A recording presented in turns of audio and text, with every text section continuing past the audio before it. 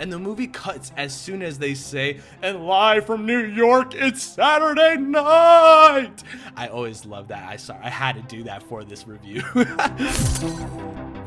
Good evening, ladies and gentlemen. Welcome back to the channel. My name is Isaac Joel, and today we're going to be breaking down Sony Pictures' latest film, Saturday Night. This film is directed by Jason Reitman, the son of Ivan Reitman. If you don't know the history of the Reitman family, I'm going to break that down for you really quick. Ivan Reitman is the director of the original Ghostbusters films.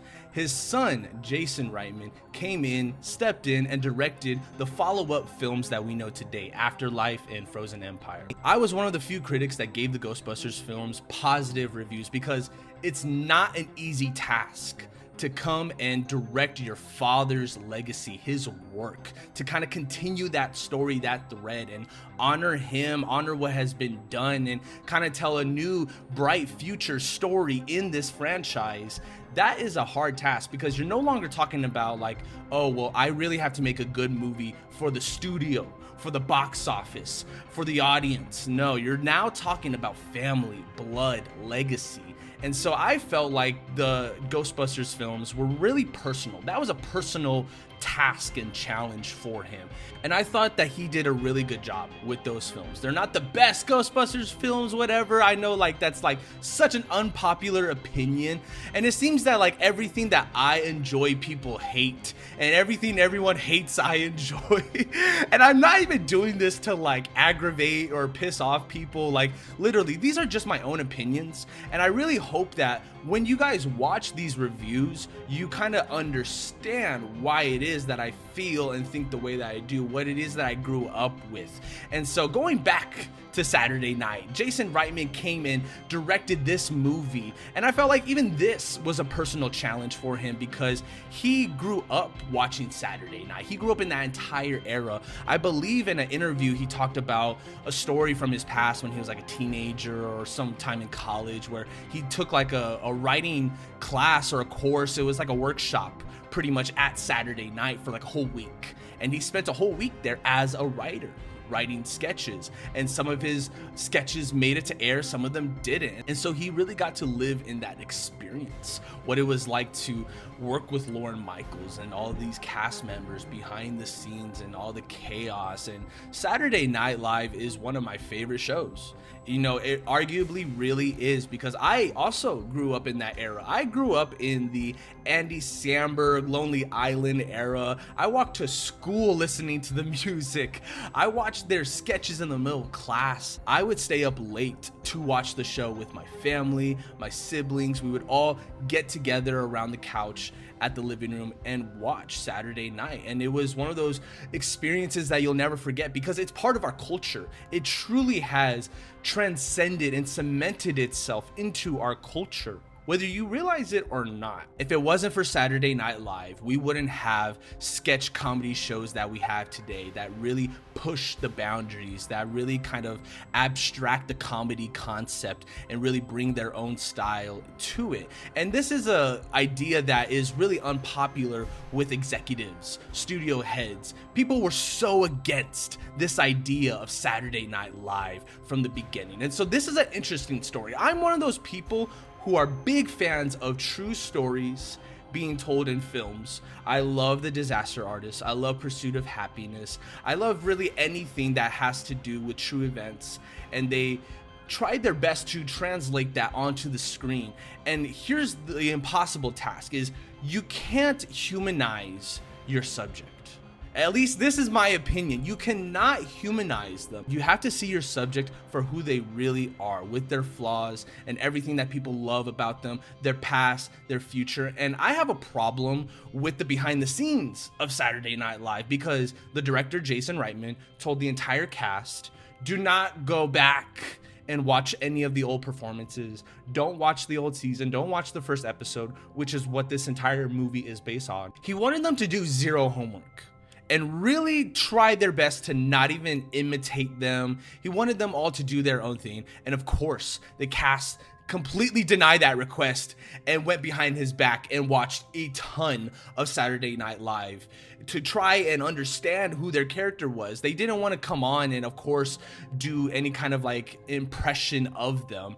You know, you don't want to come on and make fun of them. I think what they really wanted to do was become their own individual in this series and not feel like they're just imitating them, which is the completely wrong move. I love Disaster Artist. This is a perfect example of, okay, you have to replicate these people. You have to show at least as close as possible who they are in their personality. And I felt like with all of these cast members in this film, they were nothing like who they actually were in real life. This is the happy-go-lucky version of the story. Everyone is scrappy for time. The story of Saturday Night, the first episode, takes place 90 minutes before they make it to air. And the question mark on the entire film is, are they gonna make it to air live? Or are they going to play the rehearsal tape that was previously recorded before? Everything that they have done has been recorded, essentially. And so if they don't make it, the executives are just going to be like, all right, well, you know, pull the plug and we'll just air that. Or we're just not going to show it at all. They really have that power.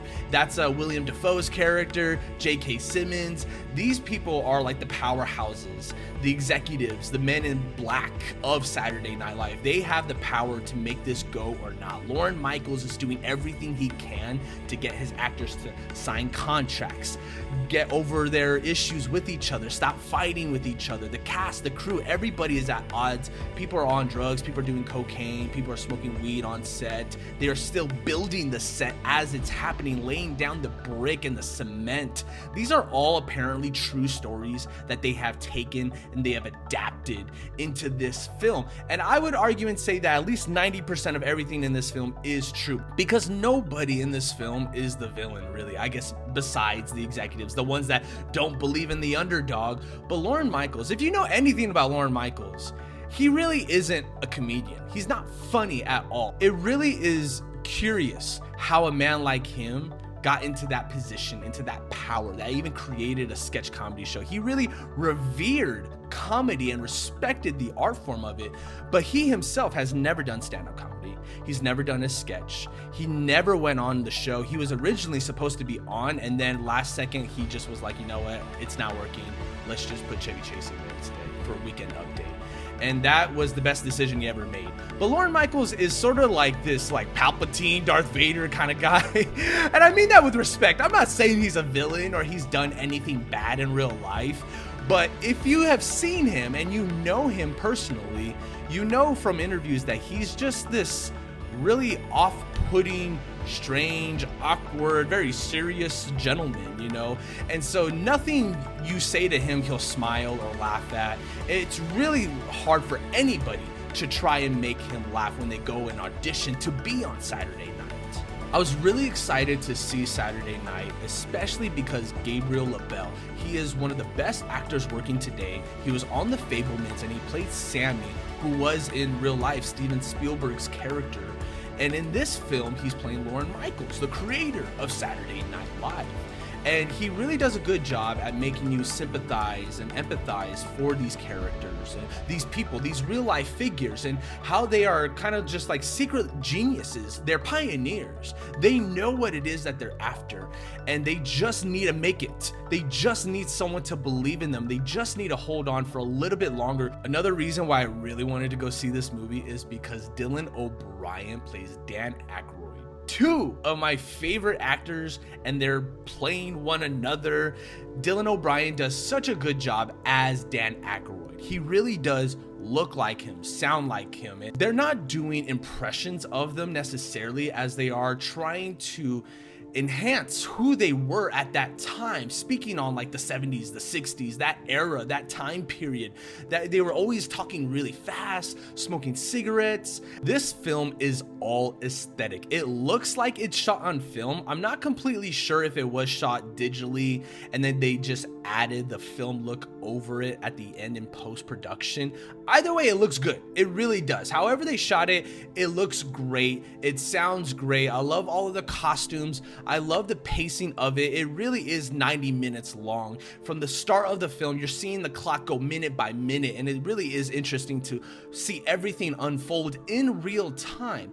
However, here's my issue with the final act. When it comes to the last 30 minutes, it feels like things start to slow down a little bit, and you're at the last 30 minutes, like everything is crunching. This is the time for them to either make it to air or the show gets canceled. And as you get closer and closer, things start to slow down.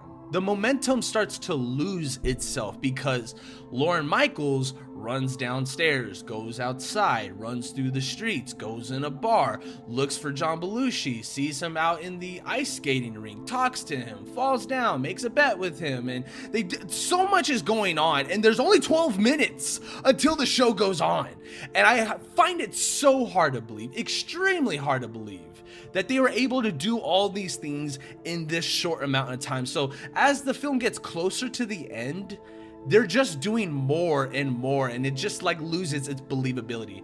Now, all of that aside, I would let that slide. However, when I get to the last 5 minutes of this film, that is what really angered me as an audience member, because I was excited to see how they were going to show the first episode of Saturday Night Live. They practically show none of it. They show like the first like opening sketch, which is very slow and probably funny for the time, but isn't really that funny today. And the movie cuts as soon as they say, "And live from New York, it's Saturday night."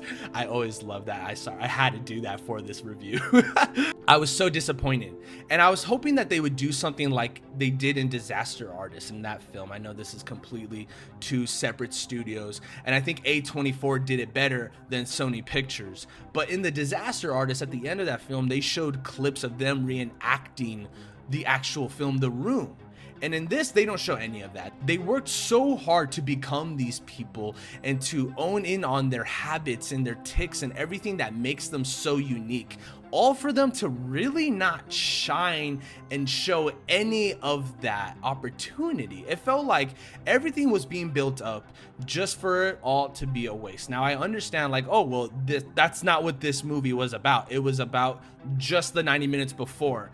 I guess I don't really know anybody that was that interested in this story. There have been so many other moments in Saturday Night Live history that have been far, far memorable. Now, I'm not trying to discredit what the people in the beginning from the start did. They really are the ones, again, that pioneered this. If it wasn't for this original cast and crew, for that night alone, you wouldn't have what you have today. That goes without being said. However, in the case of this film, I don't feel like they showed Lorne Michaels becoming Lorne Michaels, Dan Aykroyd becoming Dan Aykroyd, Chevy Chase becoming Chevy Chase. They are all just kind of these underdogs that are trying their best to make it to air. And again, that is a nice story, but it just felt like it didn't want to show the raw. It didn't want to show the good, the bad, the ugly. It just wanted to show the underdog story. And for that, it's a great movie. You're gonna love this film for its aesthetics. The actors are great, the costumes, the pacing, everything is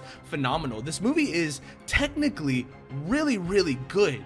I'm just speaking as someone who is a genuine Saturday Night Live fan, who loves true story movies, and I wanted this to just kind of have a little bit more of a payoff, because we know today the history of Saturday Night Live, and I felt like this film completely ignored all of that and just wanted to focus on that one night, and it does a good job at that, but it really needed to honor and respect everything that came after, because I highly doubt we're ever going to get a sequel.